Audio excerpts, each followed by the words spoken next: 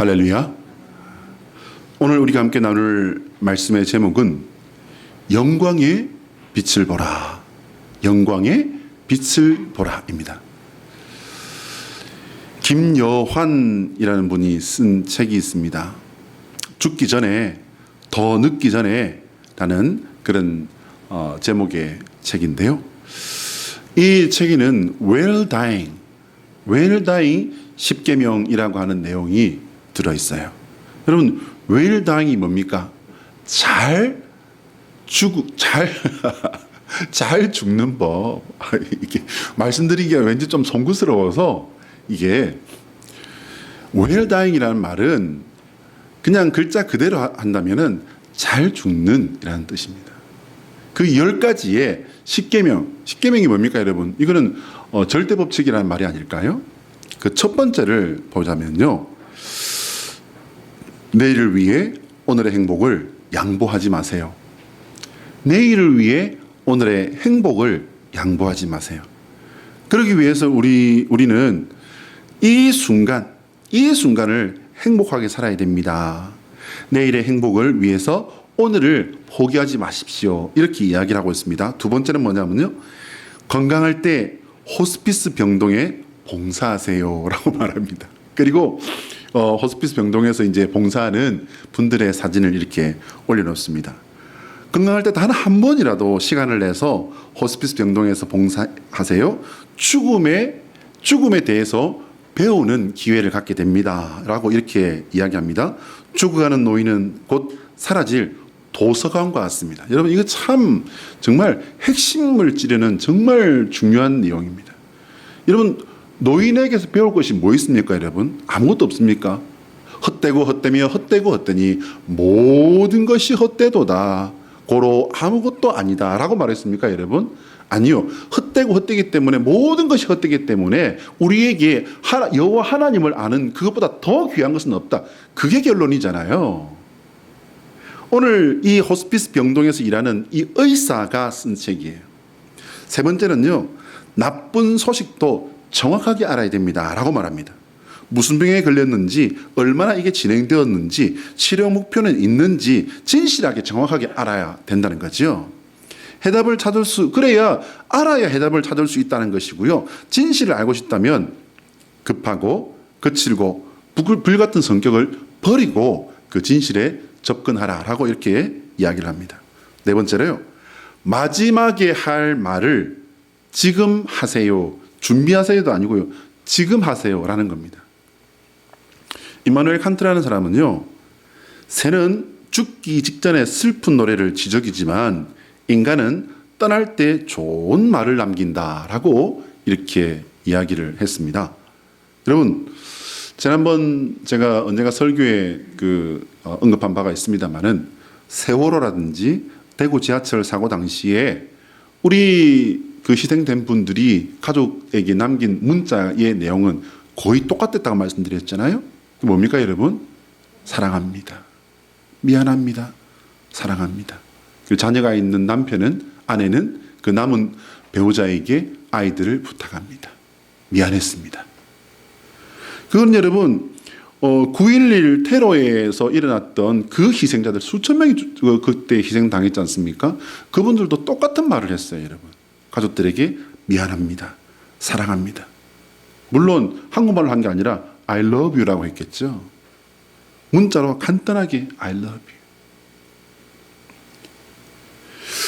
you. 임종하는 순간에 사랑합니다, 고맙습니다, 행복했습니다 라는 말은 할 수 없어요.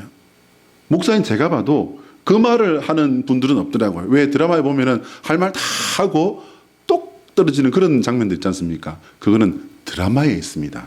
대부분은 그렇지 않습니다. 그래서 이 의사분은 마지막에 할 말을 지금 하세요 라고 이렇게 권면합니다. 다섯 번째는요.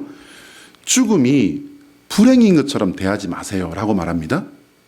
병에 걸리는 것도, 주식이 폭락하는 것도, 사랑하는 사람이 나를 떠나는 것도 모두 사실 견디기 힘든 일들이죠. 죽음은 그 중에서도 가장 슬픈 일이지만 그것을 불행으로 연결시키지는 말라는 말입니다. 슬픔으로 눈이 멀지 않으면 내 슬픔을 통해 다른 사람의 슬픔을 볼 수 있는 포용력이 생긴다라고 이렇게 권면을 합니다. 여섯 번째는요, 통증 조절을 잘하는 주치의, 그러니까 의사를 알아놓으세요라고 당부합니다. 병도 고통도 없는 죽음이 우리의 마지막이라면 얼마나 좋겠습니까마는 누구나 그렇게 삶을 마무리할 수 있는 것은 아닙니다.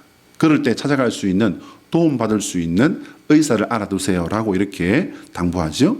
그리고 일곱 번째는요, 건강할 때 자신의 마지막을 상상해 보라고 말합니다. 건강할 때 자신의 마지막을 상상해 보라. 다른 그 웰다잉 10계명에서 이 일곱 번째는 뭘 말하냐면요, 많이 봉사하세요라고 이야기합니다. 그리고 기부하세요라고 이야기합니다. 근데 여러분, 타인과 소통도 중요하지만요, 그 전에 나 자신, 우리 자신과 먼저 소통하는 게 참 중요합니다.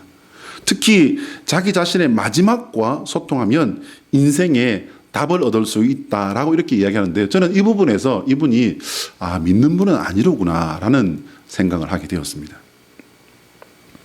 여덟 번째요, 마지막 순간까지도 즐길 수 있는 취미를 만드세요라고 이렇게 이야기합니다.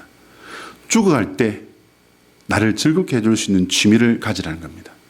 그 순간까지 내가 좋아하는 것들, 음악을 듣는다든지 그리고 영화를 본다든지 할 수 있는 것들 하라고 이렇게 당부하죠. 그리고 아홉 번째는요, 당신은 가도 당신의 재산은 남습니다 라고 말하면서요, 아버지를 이제 잘 돌봐준 딸이 있었다는 거예요. 근데 이 아버지가 마지막으로 유산을 이제 정리를 합니다.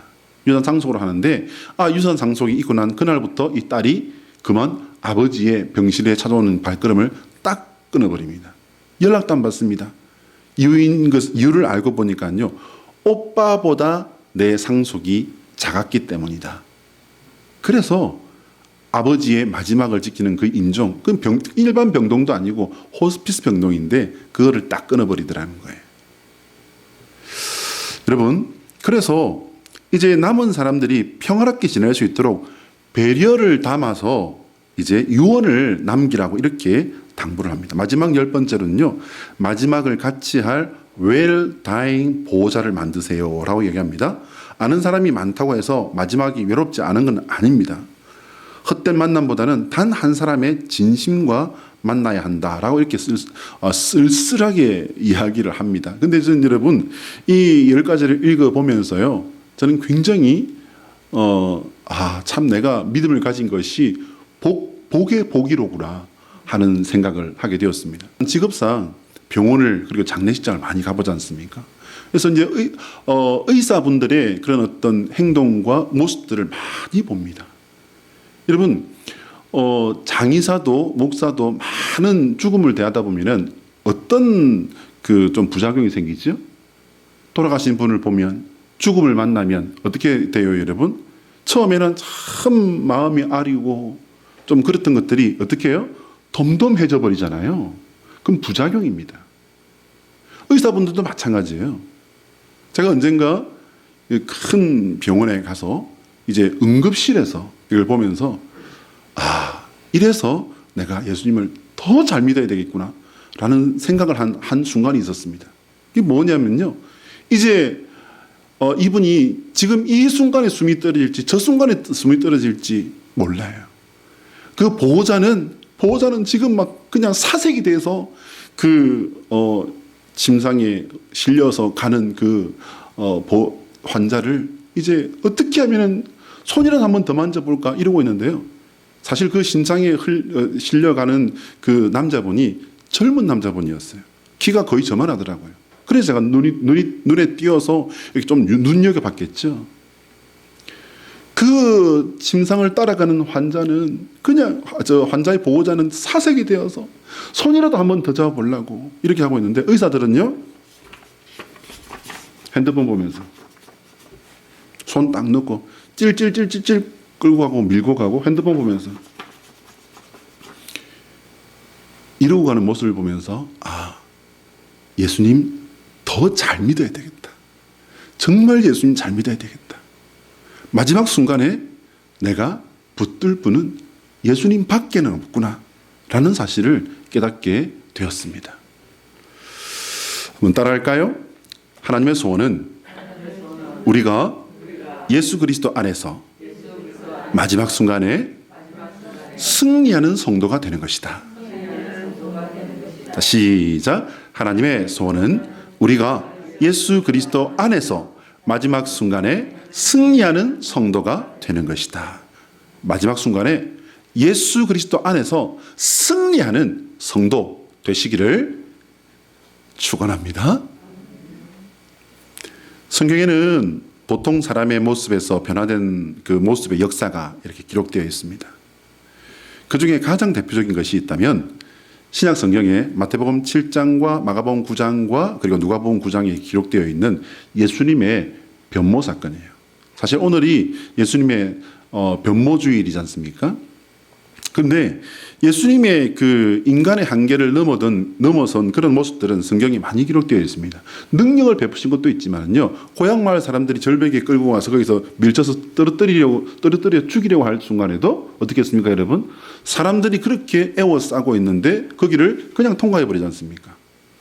그리고 또한 이제 물 위를 걸으신 모습이라든지, 그리고 이제 예수님께서 부활하셔서 부활체 새로운 그 몸을 입고 사람들 앞에, 제자들 앞에 나타나신 모습이라든지, 그러한 모습들은 우리가 가야 할 모습이기 때문에 우리에게 직접 예수님께서 보여주신 것이다 라고 그렇게 믿으시면 됩니다.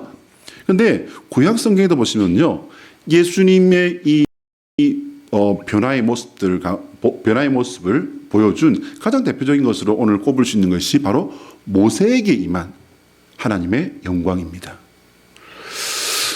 오늘이 예수님의 변모주일이라고 말씀드렸는데요. 그렇지만 학자들에 의하면요, 우리가 육체의 죽음 이후에 맞이할 부활체가 바로 이 예수님 그리고 모세에게 임한 그러한 영광과 관계가 있다라는 것입니다. 그래서 우리가 함께 조금 재미없을 수도 있지만 여기에 대해서 살펴볼 필요가 있는 겁니다. 작년 변모주일에 우리는 예수님의 변모에 대해서 살펴보았고요. 올해는 모세의 얼굴에 임한 여호와 하나님의 영광의 광채에 대해서 잠시 살펴보려고 합니다. 우리 29절과 30절을 한번 같이 읽겠습니다. 노란 글자 시작.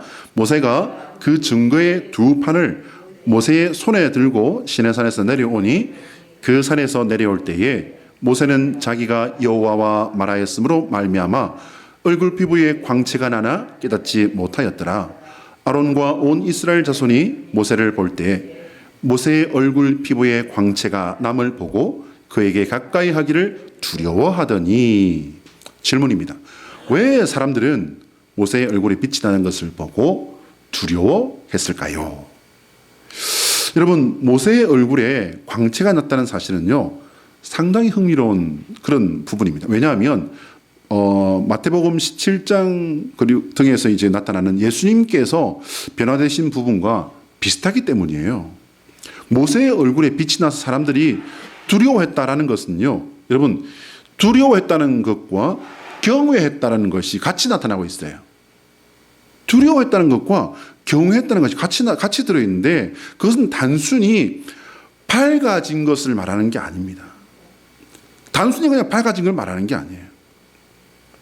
얼굴에 빛이 났다라는 표현을요, 여러분, 제가 이 부분이 너무 흥미롭기도 하고 좀 더 내가 살펴봐야 되겠다. 그래서 영어 성경을 찾아봤더니요, 레디언트라고 하는 그런 단어가 쓰이고 있습니다.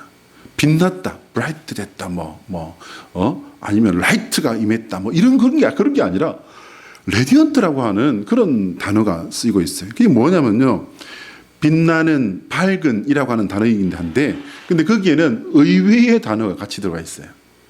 뜻이 같이 들어가 있어요. 그게 뭐냐면요, 바로 행복 그리고 희망 때문에 빛나는, 밝은.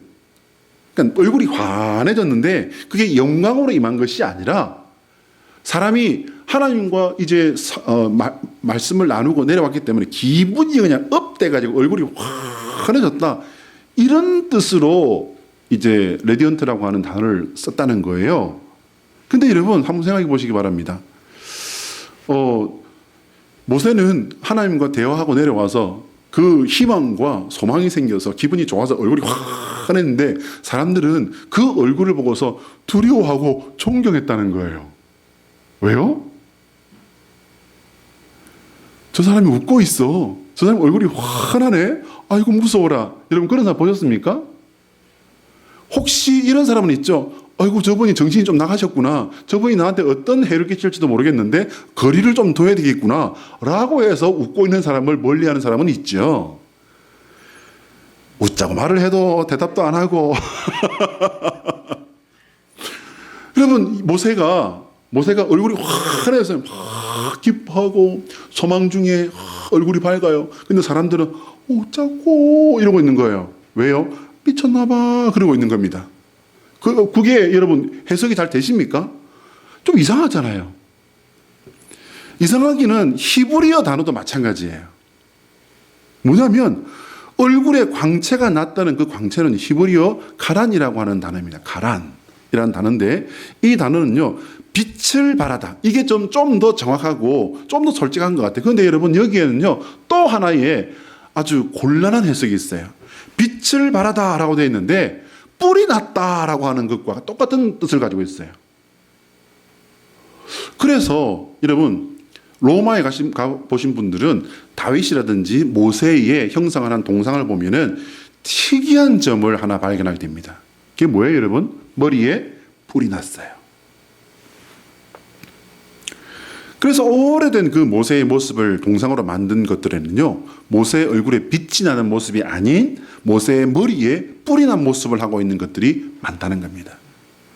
그것은 평범한 인간과는 분명하게 차별되는 특별함을 뜻한다라고 이렇게 미술 작품을 해석하는 해설가들은 그렇게 말을 하기도 합니다. 모세는 어디까지나 평범한, 정말 지극히 평범한 사람이었습니다. 그의 얼굴에 빛이 나서 사람들에게 두려움의 대상이 되었던 것은 하나님의 영광을 만났기 때문에 일어난 현상이었다라는 사실을 기억하시길 바랍니다. 이것은 원인은 여러분 알 수 없어요.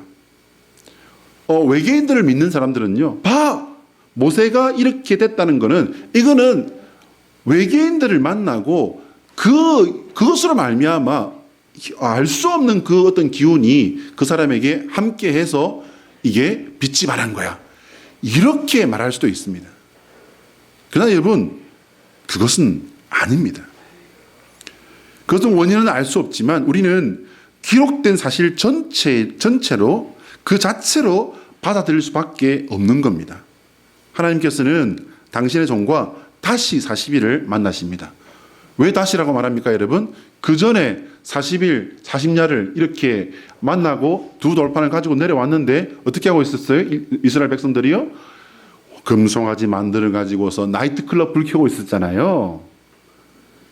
그걸 보고서 그냥 그 면전에 돌판을 깨뜨려 버리고 다시 올라가지 않습니까? 그래서 다시 40일을 만나주셨다고 이렇게 성경은 기록하고 있는 겁니다. 모세의 얼굴에는 영문을 알 수 없는 빛이 가득해서 사람들은 그 신비로운 사실 앞에 두려움과 경외하는 마음을 가지게 되었다라고 이렇게 성경은 기록합니다. 여러분 두려움도 문제지만요, 더 문제가 뭡니까 여러분? 여기서 두려움도 문제지만 그보다 더 문제는 뭐냐면요, 바로 경외하는 마음이었다는 겁니다. 이게 더 큰 문제다. 경외는 여러분 존경과 높여 바라본다는 뜻이에요. 모세는 이 일로 인해서 아주 불편한 모습으로 이제 살게 되는데 그 다음 챕터에 이게 나타납니다. 우리 33절을 같이 한번 읽어보겠습니다. 모세가 그들에게 말하기를 마치고 수건으로 자기 얼굴을 가렸더라. 질문입니다. 왜 모세는 자기의 얼굴을 수건으로 가렸을까요? 여러분 이제 마스크 지금 이제 제가 이렇게 벗었지 않습니까? 벗었는데요. 마스크를 벗을 준비들 되셨습니까? 마스크를 쓸 때는 화장도 안 해도 되고 립스틱도 안 발라도 되고 마음에 안 들면 정말 이렇게 말할 수도 있었는데 근데 좋은 점만 있는 건 아니에요. 그게 뭐죠? 얼마나 답답한지 몰라요. 좀 먼 거리를 걸으려고 하면은 너무 숨이 차고 이렇게 또 김이 서려서 그냥 이게 뭐 불편함을 말로 할 수 없어요. 미국 사람들에게 이제 미국 사람들은 벌써 마스크 벗었습니다. 그런데 마스크를 벗으라고 하니까 사람들이 어떻게 해요? 처음에는 그렇게 마스크를 쓰기를 싫어했는데 지금은 어떻게 한다고요? 마스크 쓰는 거를 좀 주저주저 한다는 거예요. 왜요? 안 씻어도 되고 면도 안 해도 되고 마스크가 막아져서 욕을 해도 모르고 그런 게 있었는데 이거 이제 벗어야 되나? 그러면서 주저주저 하더라는 거예요. 어쨌든 이 마스크라는 것이 얼마나 불편합니까? 얼굴에 나타난 빛은 없어지지 않고 계속 있었기 때문에 그렇기 때문에 두건으로 얼굴을 덮었다고 이렇게 기록하고 있습니다. 여러분 모세가 편안했을까요? 마스크로 얼굴을 가리고 편안할 수는 없습니다. 이 불편함을 우리보다 모세의 불편을 더 잘 아는 세대가 없지 않을까라는 생각을 해봅니다. 문제는요, 하나님께서 왜 모세에게 그 광채를 남겨놓으셨나라는 겁니다. 여러분 광채가 보이면요 분명히 사람들에게 대단한 존재로 보이게 될 것은 당연한 사실 아니겠습니까? 학자들의 해석은요 모세의 얼굴에 나타난 빛으로 인해서 사람들이 모세를 하나님처럼 보게 될까 염려돼서 얼굴을 가렸다라고 이렇게 해석을 합니다. 이것이 참으로 하나님의 빛을 본 사람의 선택이에요. 무슨 말이냐면요 보통 사람이라면 그 빛을 보고 사람들이 경외해요. 야 이런 반응 보이지 않겠습니까? 어떻게 사람 얼굴에서 사람 얼굴이 환한 것도 그것도 신기할 판인데 어머 아주 얼굴이 하얗고 밝은 사람이 있었어요. 탤런트예요. TV에서 직접 봤어요. 유난히 얼굴이 피부가 하얀 그런 그 탤런트 분인데요.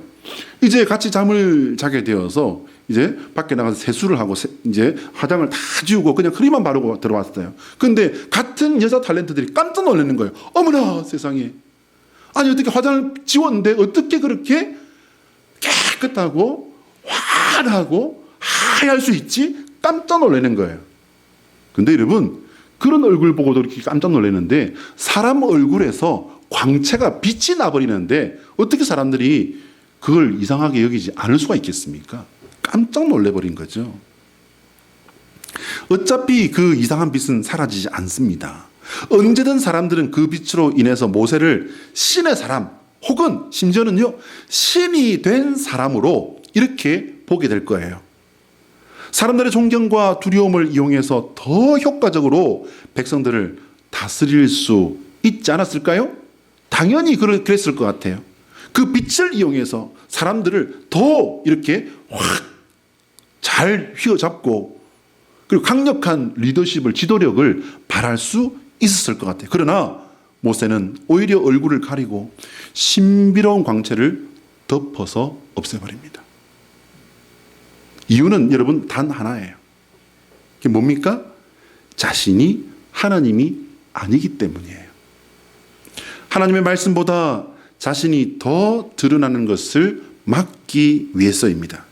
그래서 하나님께서는 모세를 일컬어 민수기 12장 3절에서 뭐라고 말씀하시냐면요. 이 사람 모세는 온유함이 지면의 모든 사람보다 더하더라 라고 했습니다. 여러분 이 온유하다라는 이 표현이요. 저는 사실 이 표현이 굉장히 좀 애매하고 어렵다고 생각했어요. 그래서 제가 평소에 묵상하고 기억날 때마다 생각해보는 단어 중에 하나가 바로 이 구절이에요. 이 사람 모세는 온유함이 지면의 모든 사람보다 더하더라. 이렇게 유약하고 온유하기만 한 사람이 어떻게 지도자가 될 수 있습니까? 유약한 사람은요, 온유하고 부드럽기만 하는 사람은 지도자 될 수 없습니다. 그런데 국어 사전에 보면요, 이 온유라는 뜻이 뭐냐면 성격, 태도 따위가 온화하고 부드럽다라고 되어 있습니다. 이걸로는요, 지도자가 될 수 없어요. 그런데 성경의 그 모세의 성격은요, 오늘 이 사건들과 다 비교해서 이렇게 이해를 해보면, 묵상해보면요, 그겁니다. 겸손하다는 겁니다. 겸손하다.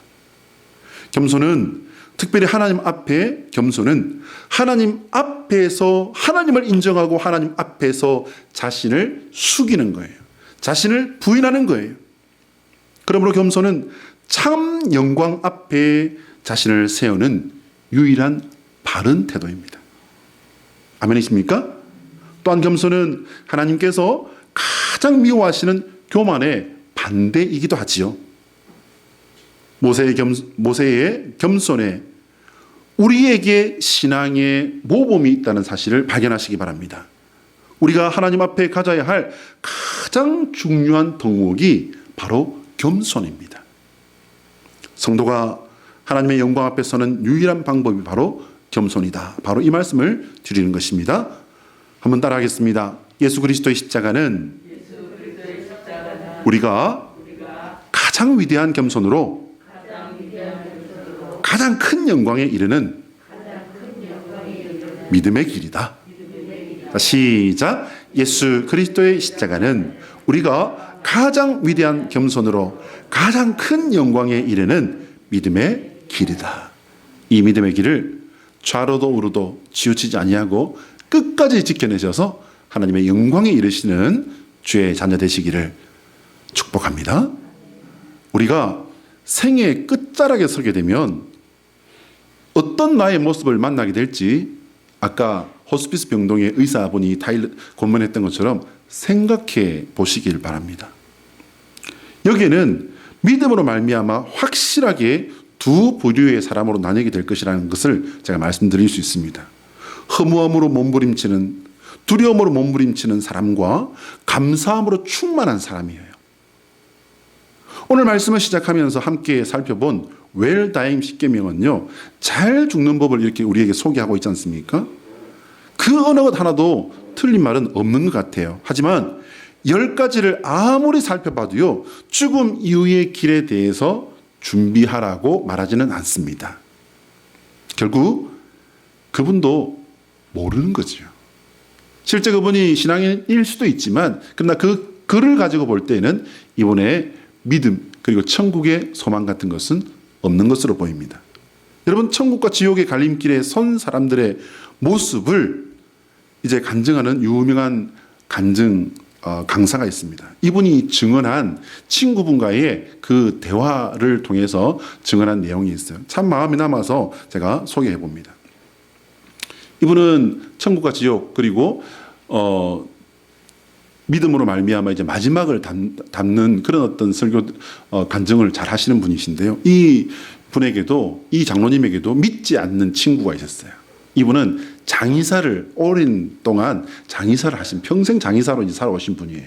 그래서 이분을 또 이제 전도를 하고 예수 믿게 하려고 이렇게 전화를 통해서 당부를 하고, 야, 이 사람아, 천국과 지옥이 있어. 그러니까 이분이 대뜸하는 말이 나도 알아 그러는 거예요.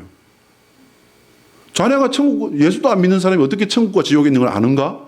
하는 말이 그거예요. 나도 알아. 평생 내가 돌아가신 분들 봤는데 그분들 보면서 내가 천국과 지옥에 있는 걸 알게 됐다네. 이렇게 이야기를 하는 겁니다. 돌아가신 모습 속에서 천국 가신 분과 천국 가지 못한 분을 확실하게 알게 되었다는 거죠. 오랜 세월 장의사를 한 경험으로 돌아가신 분이 기독교인이었는지 아닌지를 거의 정확하게 맞힌다고 합니다. 지난 2월 한 달간 저는 잔느 기용의 예수 그리스도를 깊이 체험하기라고 하는 이 한 권의 책을 통해서 너무나도 깊은 은혜의 걸음들을 걸어봤습니다. 그 은혜는 다름 아닌 그 하나님이, 그 여선지자 같은 분에게 임했던 그 하나님이 오늘 나에게도